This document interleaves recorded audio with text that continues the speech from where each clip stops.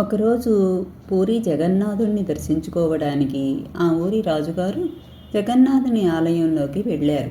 అది సాయంత్రం వేళ. అప్పటికే చాలా ఆలస్యం అయ్యింది. ఆలయం కూడా మూసివేయబోతున్నారు.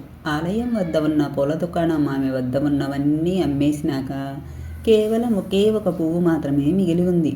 రాజుగారు ఆ పువ్వుని అడిగారు.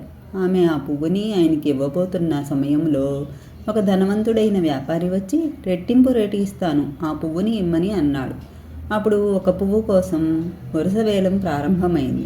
చివరికి రాజుగారు తన మొత్తం రాజ్యాన్ని పూల దుకాణం ఆమెకు ఇచ్చి ఆ ఒక్క పువ్వును వేలంలో దక్కించుకొని పువ్వును జగన్నాథుడికి అర్పించి అదే గుడిలోని మండపంలో సామాన్యుడిలా పడుకున్నాడు.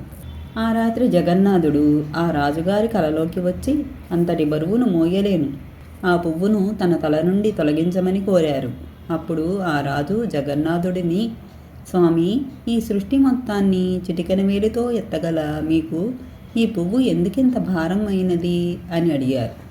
అప్పుడు జగన్నాథుడు, రాజా, నేను ఈ మొత్తం సృష్టిని ఎత్తగలను, కానీ నీ భక్తి యొక్క బరువు నేను మొయ్యలేనిది రాజా.